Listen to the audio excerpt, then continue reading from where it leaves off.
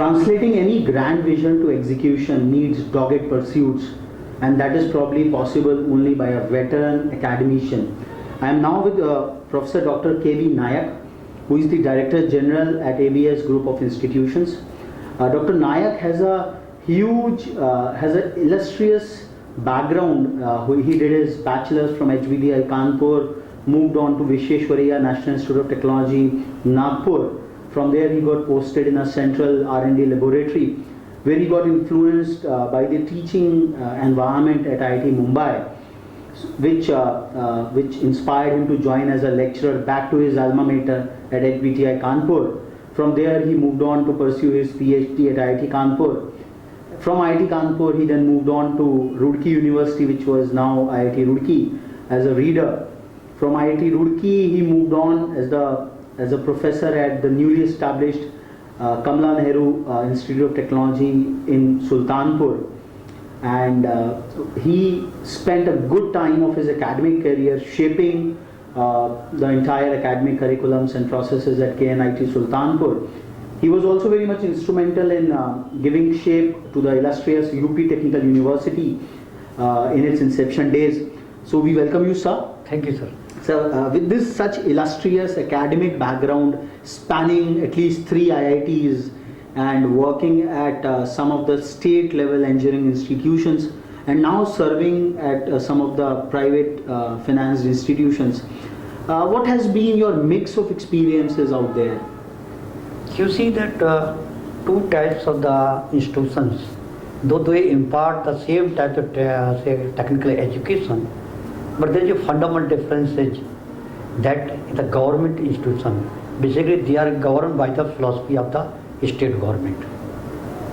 Now coming to the say private institutions, naturally they have got, the chairman has got own say vision and mission, and according to that the development is being carried out.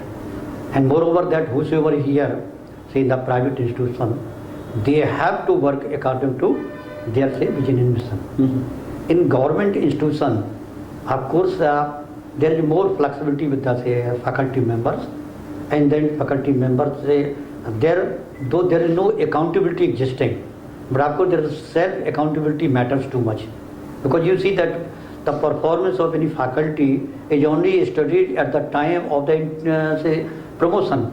Otherwise, usually it is not say.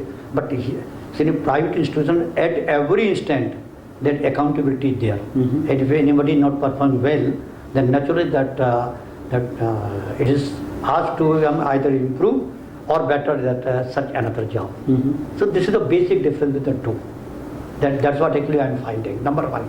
Number second, in government institution, there is always a scarcity of the fund. Mm-hmm. And we had been say, fighting with the government, we are discussing with the government like this one.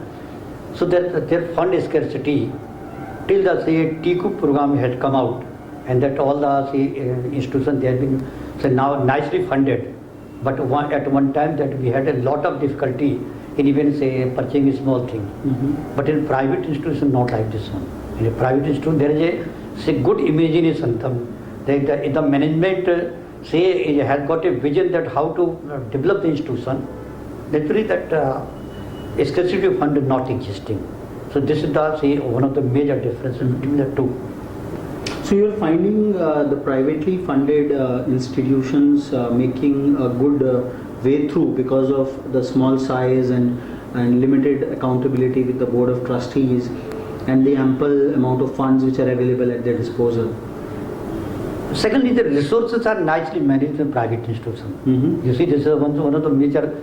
In a government institution, even though funds are coming, there is some you can say account section is there, purchase procedure there, state government purchase procedure. Suppose that we plan today to purchase one thing, Mm-hmm. it may take even 1 year. Mm-hmm. But a private, if you plan say to purchase today, there is likely within 1 month we will get.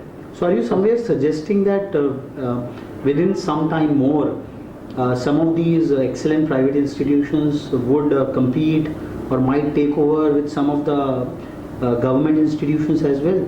Because you see, even in the present itself, because that I had been saying the scenario during the same say admission process, there are at least number of the institutions, they are say not only say parallel to the even say some government institution, Mhm. they have got a better infrastructure.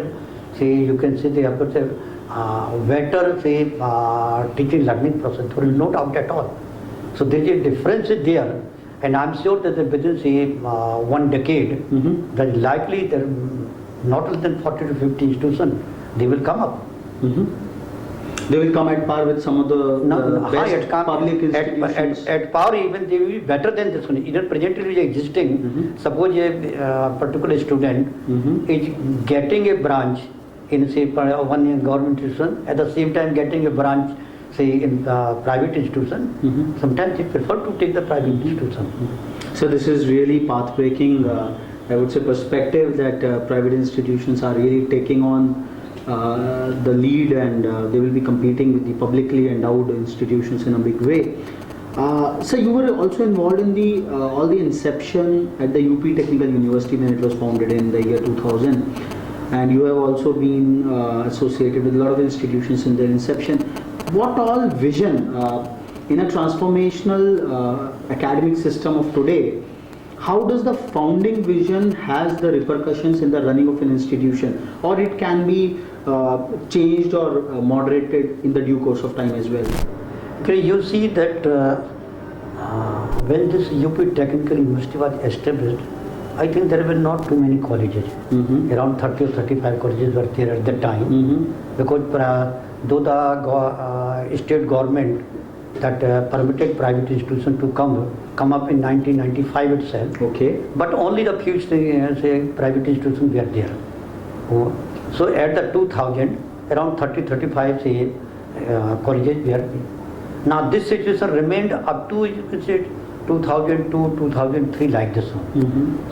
Slowly that number of this, say colleges came up. Major changes we found in 2005. Okay. Why it has happened? Previously, the say fees that are decided by the government, it was very small, very low. It means it was for the BTech program around 20 to 22,000, and for the B Pharm it is around 25,000 also.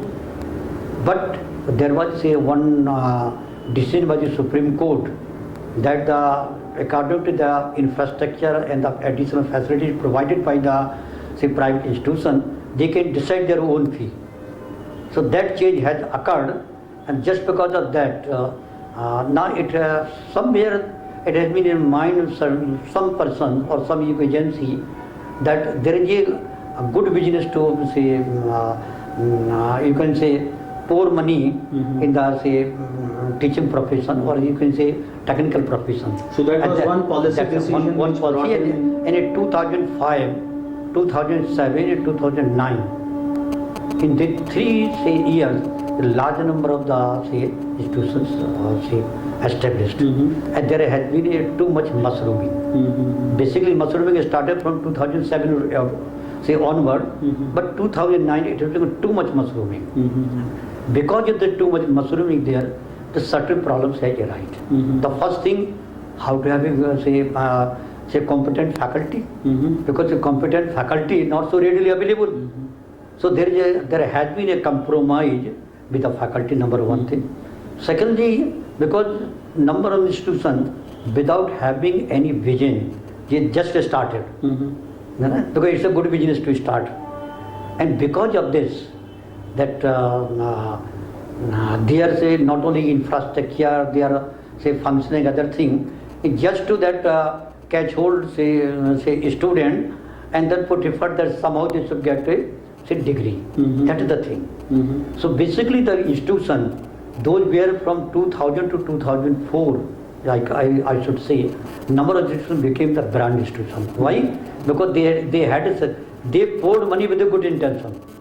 So they became the brand institution, the name. Mm-hmm. And the institution which came up in the 2009 or 2007, Mm-hmm. there had been a problem to have a good student. So they had to say dependent only whatever getting. Mm-hmm.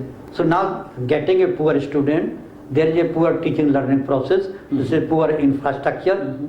So now there is, the engineers which are coming out, Mm-hmm. their quality is so poor, even the industry persons are saying Mm-hmm. that hardly 20% engineers coming out, they are the employable. So where would you place the ABS IT group of institutions where we are sitting today in this entire league of institutions delivering technical education across the state of Uttar Pradesh? You see that I joined in March 2013 here.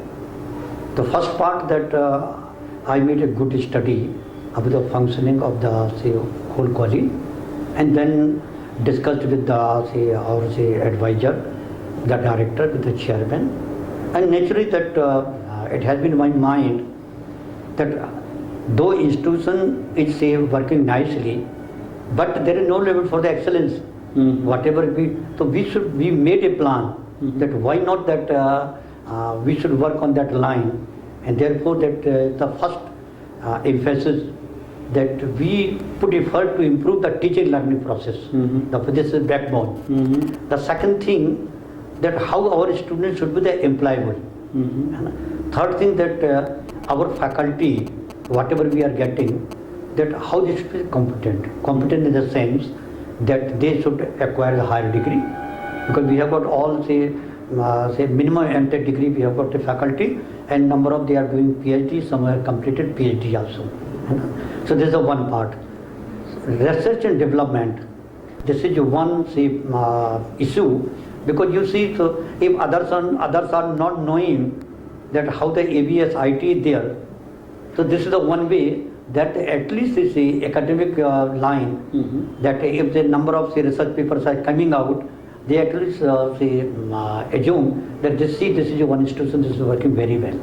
So we worked in all the forefront, and within 1 year we found or we made a you can say phenomenal changes in all the things, and that's why what we find that our student they are now quite employable, and then whenever recently that I remember that there was a written test, one company that our 46 students appeared in written test. After the 46 and 44 got selected written test. It means that is clearly indicating that our at least they say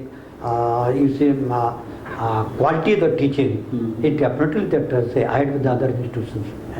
So this is one part. Secondly, that because you see this employment, whenever any company is coming, they do today 3 steps process. One is the conduct a written test on the technical matters. Second is the group discussion, and third is the personal interview. So it's not sufficient. We should provide only a good teaching, and then nothing to be done at the level of the group discussion, and then at the level of the personal interview. For that we developed whatever you are seeing in your information brochure of the last year. We made major changes now, and because there's so many co-curricular activities started, extracurricular we started, and particularly that we are focusing that how to improve the oral and written communication of the student. That is the main focus, because you see that if the student have, as my feeling is there, if any student has the 2 things, one is the sound technical knowledge, and second thing is a good oral and written communication, is bound to get selected. So these are the 2 qualities to be inculcated among the students. So our focus has been that how to inculcate these things. And secondly, this value added in the sense that if you remember that in 2007, that when I was the director of the RKGIT Ghaziabad, so UP Technical University gave me the responsibility. At that time, Professor Premod was Vice Chancellor. Then the BTech program should be revised in the line that how the IITs and other institutions all over India they are doing. And the committee was there. I was the convener of that committee. We had gone through the syllabi of all the leading institutions, and we proposed a structure there. In that structure, one paper was kept, that human values and professional ethics. That was I proposed. It should be made a compulsory to everyone, because my feeling is this one.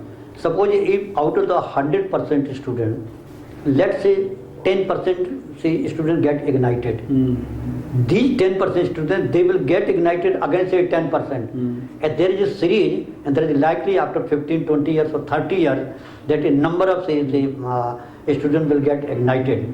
So that was my basic idea, and that was say well discussed in the meeting, and that I proposed, and still that say UP Technical University is continuing this subject. So So this only, is only a veteran academic of the order of Professor Dr. K.V. Nayak can oversee the translation of a vision into such immaculate and intricate steps, starting from teaching learning processes, which he says is the core of any academic institution, moving towards employability, ensuring employability of the students at large, and keeping faculty training at the core of the learning process.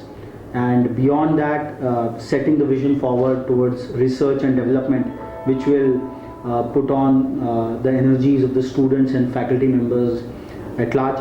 So I think ABS IT Group of Institutions has probably made a good head start by attracting such veteran academicians to guide and govern their academic processes.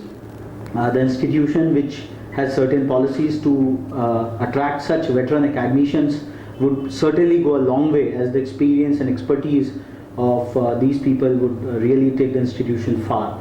We move on to the next destination in this campus walk of ours. Till then, stay tuned.